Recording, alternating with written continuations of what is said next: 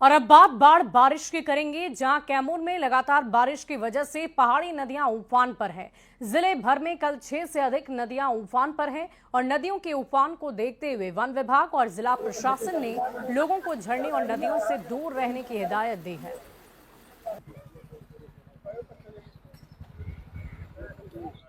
नदी का जल स्तर बढ़ने की वजह से थोड़ी सी बाढ़ जैसी स्थिति हो गई है। एक गांव का रास्ता कट गया है, उस निपरान गांव का, वहां पे हम लोगों ने बोट का प्रबंध हम लोग कर रहे हैं ताकि अभी तुरंत नाव का कनेक्टिविटी रिस्टोर हो सके। सबसे महत्वपूर्ण बात है पत्रकार ये कि इसकी लंबाई ही मात्र 71 मीटर है। मैं इसको नपवा चुका हूँ। जिला पदाधिकारी को कई बार हम लोगों ने कहा, यहाँ के वर्तमान नेताओं को भी हमने कहा, लेकिन अभी तक किसी ने सुध नहीं ली। इसका नुकसान समझिए, व्यावसायिक वर्ग को अलग है, पढ़ने वाले छात्र छात्राओं को अलग है, उसके बाद जितने रोगी हैं उनको अलग है, जितने लोगों को यहाँ से कलकत्ता जाना है, कहीं जाना है, दिल्ली मुंबई जहाँ ट्रेन पकड़ना है, सभी लोग परेशान हैं। ये आज का नहीं, बहुत पहले से समस्या है। पे कई लोग इंजरी भी हुआ, कई लोग डूबे भी, और इसके पहले गाड़ियाँ भी पलटी, लेकिन सरकार अभी तक मूक दर्शक होकर देख रही है। यहाँ पे पुल बनवाना बहुत जरूरी है। और देखिए, भागलपुर में एक बार फिर से गंगा का जलस्तर तेजी से बढ़ने लगा है। गंगा के बढ़ते जलस्तर ने लोगों की परेशानियां बढ़ा दी है। गंगा किनारे और निचले इलाकों में रहने वाले लोगों को फिर से डर सताने लगा है। इस स्थिति का जायजा लिया है न्यूज़ 18 संवाददाता विकास कुमार सिंह ने।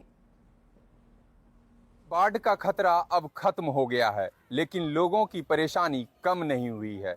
खासकर शंकरपुर दियारा, चवनिया दियारा और दीनदयालपुर गांव के लोग प्रत्येक साल बाढ़ की मार झेलते हैं और हर साल अपना घर छोड़कर दूसरे जगह पर शरण लेते हैं। अब गंगा का जलस्तर धीरे धीरे कम होने लगा है, तो ये सभी बाढ़ पीड़ित अब अपने घर की ओर लौटने लगे हैं। लेकिन किस तरह की परेशानी हो रही है अब जब बाढ़ खत्म होने लगा है? बाढ़ खत्म होने पर हम लोग को कादो से, पानी से, बीमारी से बहुत अधिक झेलना पड़ना है। हाँ, दिकदारी में ही है कि कादो में जिधर जाते हैं तो कादो में है, खाना पीना की व्यवस्था नहीं है देरा में। चूल्हा बारते हैं तो चूल्हा में पानी है, कादो है, कीचड़ है, बीमारी है, बहुत तरह की झेलना पड़ रहा है। बाढ़ से अधिक झेलना पड़ रहा है हम लोग को।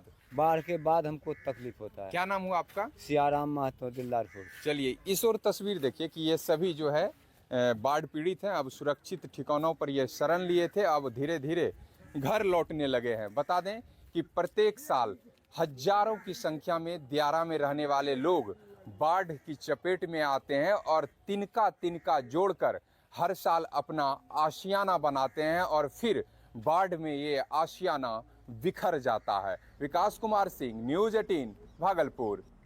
वहीं आरा के दामोदरपुर पंचायत के जवनिया गांव में गंगा ने ऐसा कहर बरपाया कि पूरा गांव पानी में विलीन हो गया है।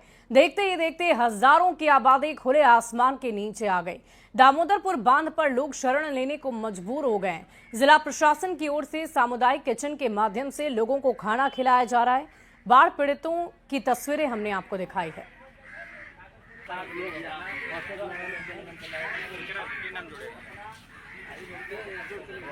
वहीं पटना के दनियावा में कई गांव बाढ़ की चपेट में हैं। 100 से ज्यादा घर में बाढ़ का पानी घुस गया है, जिसकी वजह से उनके खाने और रहने के सामान पानी में समा चुके हैं।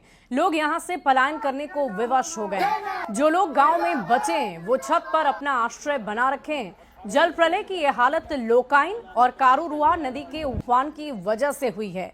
प्रशासन और स्थानीय जनप्रतिनिधियों की तरफ से कोई मदद नहीं मिलने पर लोगों में गहरी नाराजगी देखी जा रही है। दनियामा प्रखंड के एमन बिघा में और एमन बिघा के लोग डूब रहे हैं और प्रशासन इन पर कोई ध्यान नहीं दे रही है। आप देख लीजिए कितने पानी में ये लोग हैं। तस्वीरों में आप देख लीजिए, इनको देखिए कितना पानी है और इस पानी में आना जाना कर रहे हैं। घर भी जो है घर के दरवाजे पे लगा हुआ है, घर के अंदर भी लगा हुआ है पानी। हम इधर कहेंगे घुमाकर दिखाने के लिए। देखिए लोग घर छोड़ करके यहाँ से जो है चले गए हैं, पलायन कर गए हैं। यहाँ पर लोग रहना इसलिए नहीं चाहता है क्योंकि घर में लोगों के पानी घुसा हुआ है। कितना पानी घुसा हुआ है? भर छाती है। भर छाती है। हाँ। कैसे आना जाना होता है? रहना कैसे हो रहा है? इसी सब छत्ता पर रहते हैं यार, बैठे भूखल प्यासे सब। कोई देखने वाला ना है। कोई देखने वाला नहीं? कोई नहीं सर। सरकार नहीं आ रही है? कोई नहीं आया है। सरकार कोई गुहार नहीं? मुखिया भी अभी तक नहीं आया। नहीं आया है। कितना पानी घुसा हुआ है आपके घर में? इधर इधर है हाँ? कितना? भर छाती सब डूब गया है। खाना कैसे बना रही है? पानी ही पानी है चारों तरफ, पूरा गांव पानी में डूबा हुआ है। लोग घर छोड़ करके पलायन कर चुके हैं और ऐसे में कोई मदद के लिए नहीं पहुंच रहा है। दनियामा से न्यूज़ 18 के लिए अमरजीत शर्मा। और सहरसा के भेलाही गांव में स्थित एक नवनिर्मित पुल बाढ़ के कारण ढह गया, जिससे कई गांवों का संपर्क ही टूट गया है। डीएम ने कहा है कि मैंने इस संबंध में ग्रामीण निर्माण विभाग के कार्यपालक अभियंता से बातचीत की है और बाढ़ के कारण पुल और सड़क ढह गई है। विभाग की ओर से एक जांच दल तैयार की गई है। जांच दल की रिपोर्ट का अभी इंतजार है।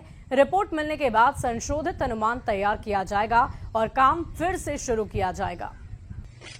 ये हमारे संज्ञान में है, इस पुल और रोड के बारे में जिसकी आप चर्चा कर रहे हैं, यह हमारे संज्ञान में है। मैंने कार्यपालक अभियंता ग्रामीण कार्य विभाग से इस संबंध में बात भी किया है। उनके द्वारा बताया गया है कि अप्रत्याशित बार जो डिज़ाइन इन लोगों का जो पुल है वो बॉक्स कल्वर्ट डिज़ाइन है 3 स्पैन का, तो जितने का डिज़ाइन था, जितने डिस्चार्ज का, उससे ज़्यादा फ्लड आने की वजह से वो पुल ध्वस्त हुआ। और देखिए, पटना के फतुआ और दनियावा प्रखंड में फल्गु, धोबा, महात्माइन, कररुआ और भतही नदियों के जलस्तर में वृद्धि से बाढ़ जैसे हालात बन गए हैं। NH 30A के दोनों ओर का इलाका जलमग्न हो गया है, जिससे हजारों हेक्टेयर खेतों की फसल बर्बाद हो गई है। कई गांव में पानी घुस चुका है और ग्रामीणों का संपर्क प्रखंड मुख्यालय से टूट चुका है। मोमिंदपुर पंचायत के गांव पूरी तरह से प्रभावित है। ग्रामीण मवेशियों के साथ सड़क किनारे रहने को मजबूर हैं और अब तक ना तो नाव की मुकम्मल व्यवस्था हुई है और ना ही कोई राहत सामग्री पहुंची है। प्रशासन से शीघ्र मदद की मांग की गई है। कल दिन से बढ़ा है सर, लगातार बढ़ता ही जा रहा है। पानी बढ़ने से क्या क्या प्रभावित हुआ? क्या क्या पुल डूब गया सर, 1-2 जगह रोड कट गया सर। रोड भी कट गया है। कौन कौन गांव प्रभावित हुआ है? यह पूरा लगभग मोमिनपुर पंचायत प्रभावित है सर। पानी भरने से दिक्कत हो रहा है। निशिपुर गाँव, गाजीपुर गाँव, करबीघा गाँव, मोमिनपुर गाँव, सब फसल धान लगा हुआ था, सब फसल बर्बाद है। और देखिए, बिहार में मानसून ने उतार चढ़ाव जारी रखा है, जिसको देखते हुए मौसम विभाग ने 13 जिले में बारिश को लेकर अलर्ट जारी कर दिया है। 2 दिन तक बिहार के कई जिले में बारिश की आशंका जताई जा रही है। पटना में आसमान साफ है और बारिश की संभावना जताई गई है। मौसम का हाल बता रहे हैं न्यूज़ 18 संवाददाता आनंद अमृतरा। बिहार में मानसून में उतार चढ़ाव देखा जा रहा है और आज मौसम विभाग ने भविष्यवाणी की है कि बिहार के लगभग 13 जिलों में आज येलो अलर्ट जारी किया है, यानी कि बिहार के 13 जिलों में ठीक ठाक बारिश होने की संभावना जताई गई है। और साथ ही मौसम विभाग ने कहा है कि अगले 24 घंटे में लगभग हल्की और कई जगह पे मध्यम बारिश होने की संभावना है, जबकि 26 जिलों में आसमान साफ होने की भी भविष्यवाणी की गई, यानी कि मानसून धीरे धीरे कमजोर पड़ता जा रहा है। लेकिन वहीं दूसरी तरफ मौसम विभाग ने यह भी भविष्यवाणी की है कि पिछले 2-3 दिनों से लगातार गर्मी देखी जा रही थी, लेकिन मौसम विभाग ने इस बीच में भविष्यवाणी की है कि 27 अगस्त से, यानी कि आज से एक बार फिर मानसून के मजबूत होने की संभावना जताई गई है।